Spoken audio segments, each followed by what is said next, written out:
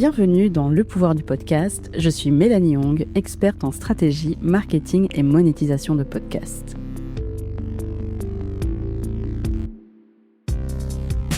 Dans cette série spéciale, je vous propose 12 stratégies inspirées des animaux du zodiaque chinois. Aujourd'hui, on explore le profil du singe. Le singe est agile, a beaucoup d'humour et est très ingénieux. Autant de qualités qui peuvent vous inspirer à rendre votre podcast plus original, plus malin et aussi plus efficace. C'est parti pour l'épisode du jour. Tout d'abord, sachez que vous êtes singe selon le zodiaque chinois si vous êtes né en 1968, 80, 92 ou 2004. Comme je le disais tout à l'heure, le singe, c'est le signe qui est reconnu pour son ingéniosité, pas facile à dire ça, son humour et aussi son agilité, autant physique qu'intellectuelle. Le singe adore comprendre les systèmes, résoudre les problèmes et aussi, il a toujours plusieurs idées en tête pour le faire. C'est un animal curieux, joyeux, il adore tester de nouvelles choses, observer ce qui fonctionne ailleurs et l'adapter à sa manière. Il est très malin, souvent en avance sur son temps, et peut transformer un projet assez banal en quelque chose de génial parce qu'il a une approche décalée.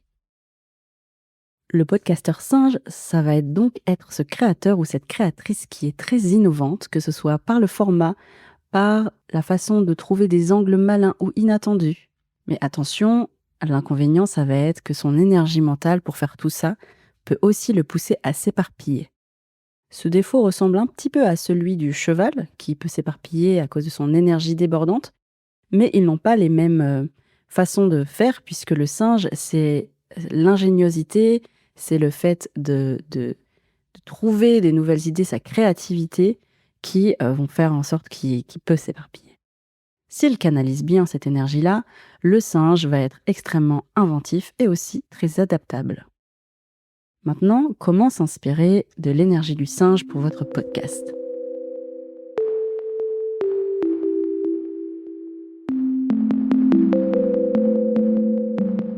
Stratégie numéro 1, jouer sur des formats inattendus. Je dis jouer parce que le singe, c'est un animal qui adore jouer. Et le plaisir est au cœur de sa façon d'être. Le fait de jouer sur des formats, c'est aussi pas uniquement du point de vue créatif, mais l'idée, c'est vraiment de simplifier les idées, de prendre une contrainte et de la transformer en avantage. C'est simplifier un format, c'est simplifier un sujet sans l'appauvrir, mais en le présentant de manière inattendue. Par exemple, prenez un contenu dense que vous avez déjà publié, que ce soit un article de blog, un chapitre de livre, une formation, une masterclass ou un épisode long et demandez-vous comment je pourrais transmettre ce même message en 5 minutes ou en une page ou en un post LinkedIn par exemple, si c'est pour transformer un épisode de podcast en post LinkedIn. Ça peut aussi être une infographie, un visuel, enfin vous avez compris l'idée. Ça vous permettra de vous donner une contrainte pour jouer avec le contenu, le rendre plus créatif, plus simple, mais avec tout autant de valeur. Vous pouvez aussi imaginer créer une série de formats courts à partir de vos épisodes longs. Vous pouvez imaginer présenter les notions qui font le cœur de votre expertise, par exemple, ou qui font le cœur de votre thématique de podcast, et de faire des analogies. Là, je le fais par exemple avec le zodiaque du podcast. C'est vraiment une analogie très particulière. Vous pouvez faire de même avec votre sujet. L'exercice que vous pouvez vous donner, c'est de mettre à plat tous les contenus que vous avez, de les classer du plus long au plus court, d'imaginer des formats courts si vous ne le faites pas. Et quand je parle de formats courts, c'est pas forcément des épisodes de podcast, ça peut être un Reels sur Instagram ou un short sur YouTube de 30 secondes. Ça peut être des stories, ça peut être un post LinkedIn comme j'ai dit tout à l'heure. Et vous imaginez en fait comment vous allez recycler, transformer ces formats de manière créative. Deuxième stratégie, jouer avec la structure de vos épisodes. Si jamais vous avez un podcast depuis un moment, quand je dis un moment, c'est peut-être déjà 2-3 saisons de passé, 1-2 années déjà, Parce que si vous débutez tout juste votre, podcast, peut-être que c'est pas la peine de transformer complètement la structure à chaque épisode. Mais là, l'idée, c'est de trouver de nouvelles façons de faire, de jouer un petit peu avec, la routine, sortir des cadres, surprendre votre audience et peut-être vous surprendre vous-même. Par exemple, pourquoi est-ce que vous n'essayeriez pas de remettre en question votre format classique actuel? Si vous avez un format classique. Est-ce que tous vos épisodes devraient avoir la même structure? Est-ce que vous pouvez oser faire, par exemple, un épisode inversé?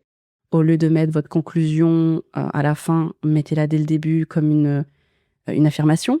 Vous voyez comment ça retravaille, ça retransforme, votre fil d'épisode? Pourquoi pas une démonstration par l'absurde ou plutôt que de, partir d'un angle qui donne un postulat, et ben, vous partez du contraire pour dire que c'est faux, pour mieux le démontrer. J'espère que c'est clair, mais c'est la logique d'une démonstration par l'absurde.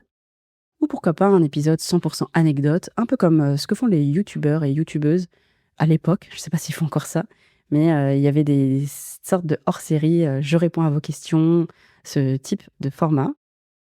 Et enfin, dernière idée pour vous, pourquoi pas essayer d'ajouter des transitions, si vous n'en avez pas, des transitions un peu ludiques ou intégrer à votre fil conducteur des questions un petit peu, différentes, un petit quiz qui n'a rien à voir avec le sujet, mais juste pour mieux connaître votre invité, par exemple. Ça peut changer. Je sais que j'ai déjà été interviewée sur plusieurs podcasts et ce qui avait été à la fois agréable en tant que personne invitée et aussi original, je trouve, c'était d'être interrogée, vraiment pas longtemps, hein, parce que sinon c'est complètement hors sujet si on fait tout l'épisode là-dessus, mais juste 5 minutes au début ou à la fin sur mes passions en 3 mots ou des petites questions comme ça à la Combini.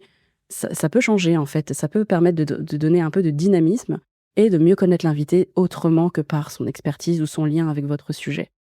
Je viens de citer Combini, vous pouvez, bien sûr vous inspirer d'autres médias pour injecter, des formats différents, de la surprise dans votre façon de préparer vos épisodes et je sais que les audiences adorent être surpris quand c'est de temps en temps comme ça, si c'est fait de manière intelligente. Vous pouvez aussi ajouter de l'humour, faut pas en abuser, mais souvent on n'en abuse pas, au contraire et aussi, des effets de style.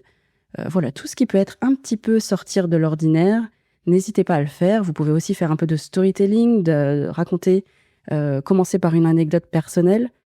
Essayez et vous me direz ce que ça donne. Troisième stratégie, rendez votre podcast mémorable par votre personnalité. Le singe, c'est un signe qui est espiègle, qui est aussi drôle. Il joue beaucoup, c'est ce qu'on disait tout à l'heure, enfin ce que je disais, mais aussi il a beaucoup d'humour. Il aime faire des blagues et c'est le cœur du jeu de faire, des choses qui font plaisir et qui font aussi rire. Il va attirer par sa personnalité et son regard un petit peu moqueur parfois, mais jamais méchant.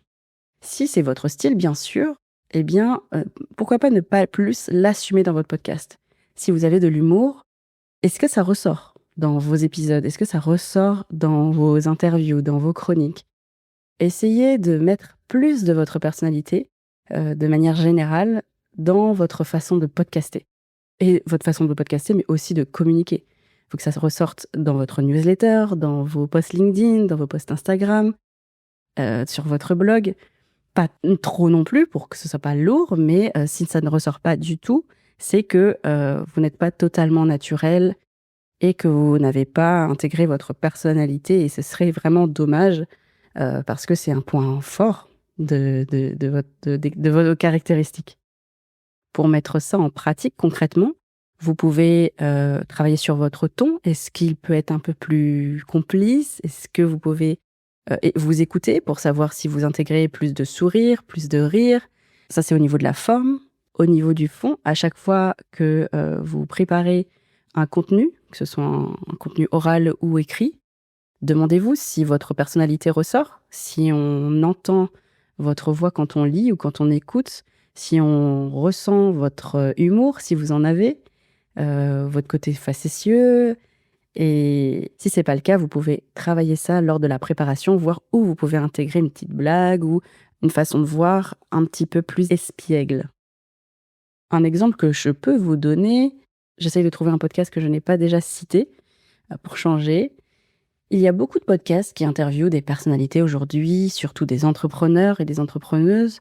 Et souvent, ces entrepreneurs et entrepreneuses passent dans plusieurs podcasts à la fois. On entend les mêmes éléments de langage, les mêmes informations, etc. Qu'est-ce qui va distinguer un podcast, une interview d'une autre? Eh bien, souvent la personnalité et les questions de l'hôte ou l'hôtesse du podcast. Je trouve que, par exemple, le podcast On tisse la toile de Pénélope Boeuf est assez agréable à écouter parce que les invités sont souvent assez connus et passent dans d'autres podcasts, mais elle a un ton bien à elle qui est d'ailleurs parfois impertinent. Elle a des questions aussi qui ne reviennent pas dans les autres podcasts et ce qui est fait que le ton lui est vraiment propre, ce qui donne des échanges différents. Donc j'écoute vraiment toujours ces épisodes avec plaisir. De votre côté, vous pouvez vous poser cette question: si votre podcast était une personne, est-ce qu'on aurait envie de passer du temps avec cette personne? Et aussi, est-ce que cette personne vous ressemble?